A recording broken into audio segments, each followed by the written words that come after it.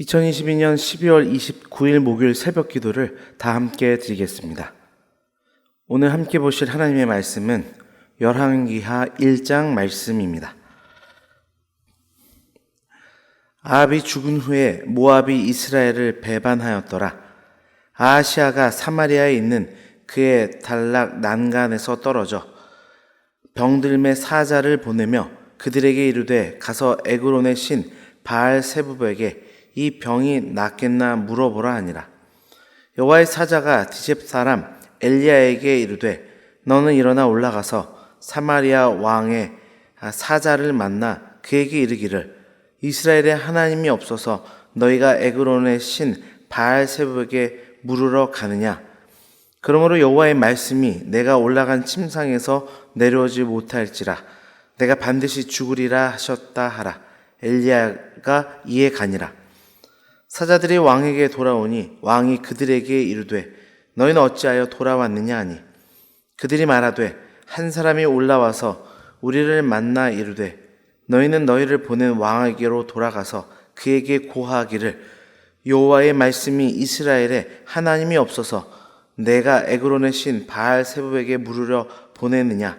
그러므로 내가 올라간 침상에서 내려오지 못할지라 내가 반드시 죽으리라 하셨다 하라 하더이다. 왕이 그들에게 이르되 올라와서 너희를 만나 이 말을 너에게 한 그 사람은 어떤 사람이더냐. 그들이 그에게 대답하되 그는 털이 많은 사람인데 허리에 가죽띠를 띄었더이다 하니 왕이 이르되 그는 디셉 사람 엘리야로다.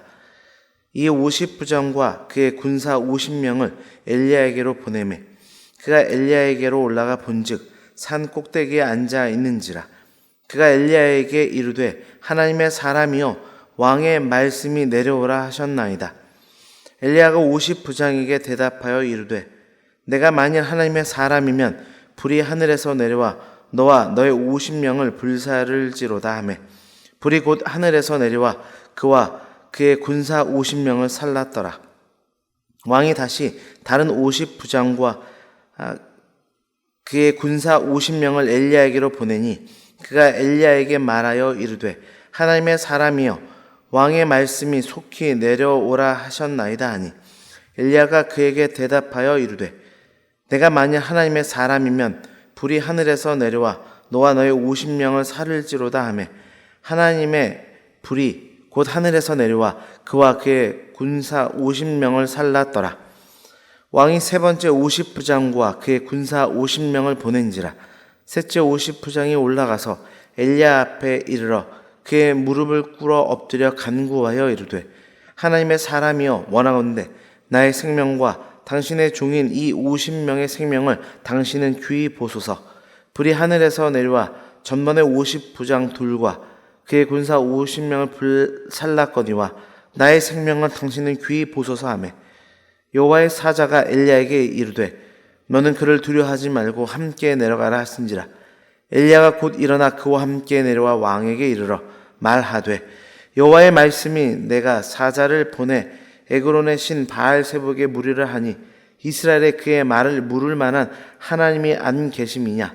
그러므로 내가 그 올라간 침상에서 내려오지 못할지라 내가 반드시 죽으리라 하셨다 하니라.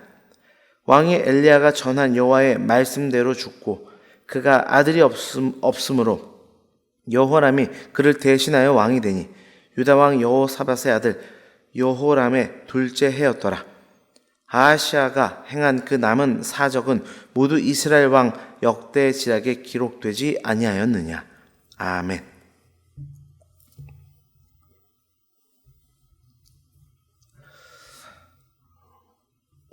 열왕기하의 말씀이 시작되었습니다.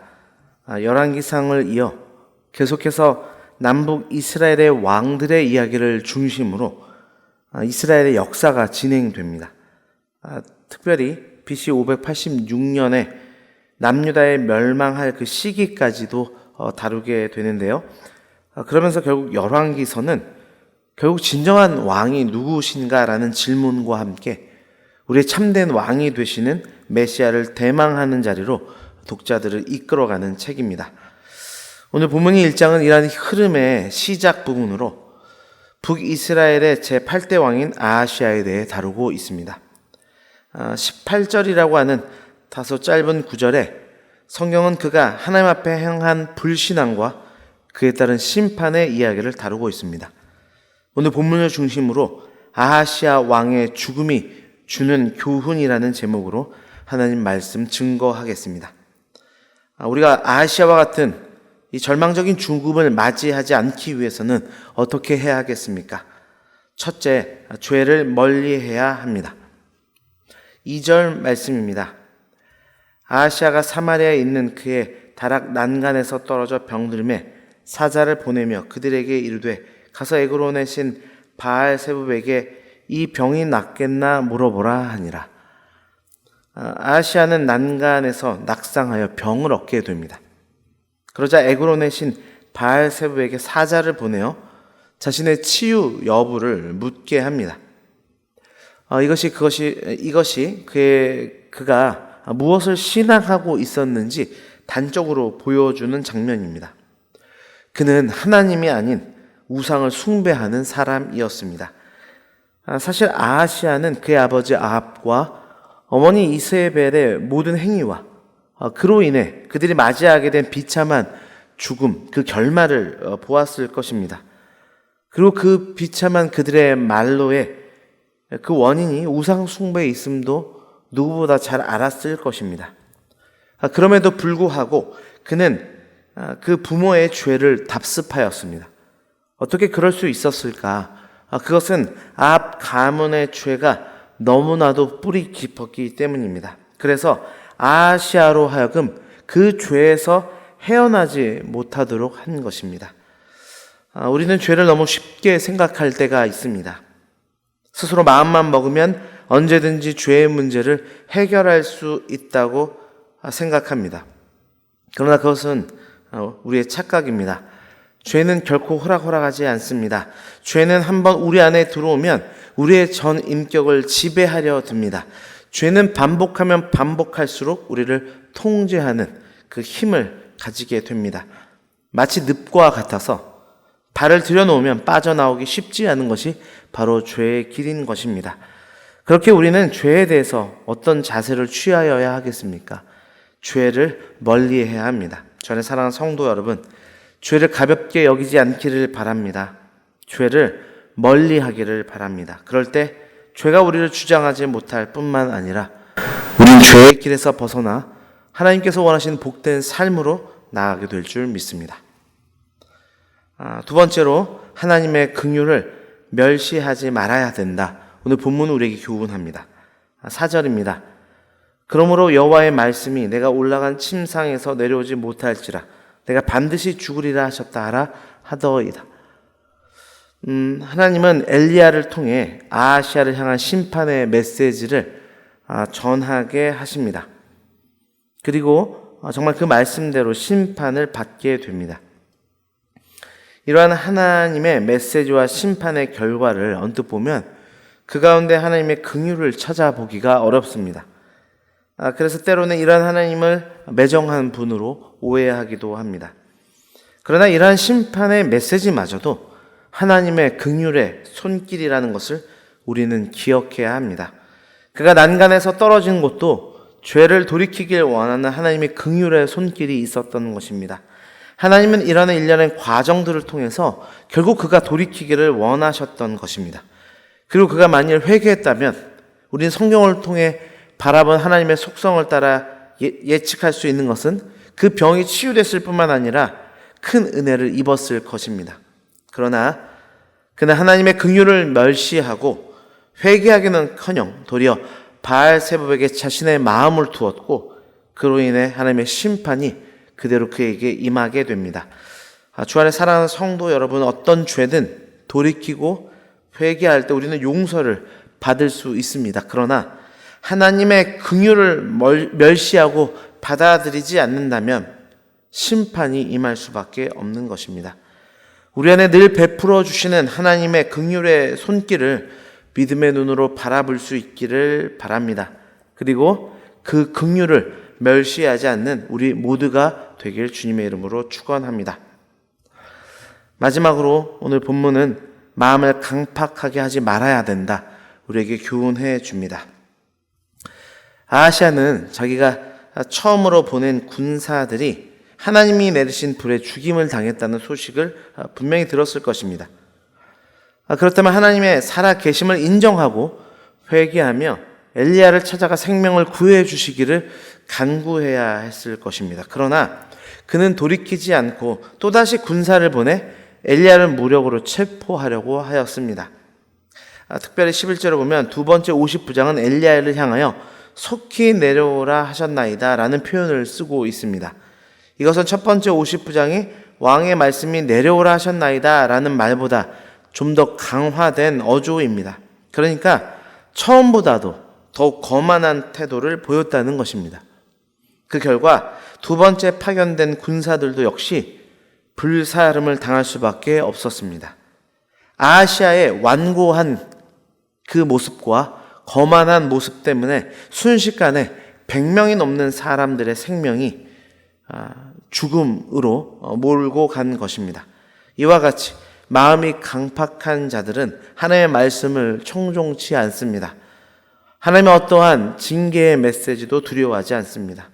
그렇기에 그로 인해 결국 하나님의 심판을 받게 됩니다. 주 안에 사랑하는 성도 여러분, 마음이 강팍하다고 하는 것은 결국 마음이 굳었다는 것입니다. 마음이 굳었다고 하는 것은 그 어떤 하나님의 말씀에도 반응할 수 없게 된 상태가 되었다는 것을 의미합니다. 우리는 굳은 마음을 제거하고 부드러운 마음으로 하나님께 반응해야 될 줄 믿습니다. 그럴 때 하나님의 진노의 잔이 거두어지고 긍휼과 사랑의 놀라운 축복들이 우리의 삶 가운데 분명하게 나타날 줄 믿습니다. 기도하시겠습니다. 하나님 아버지, 참으로 감사합니다.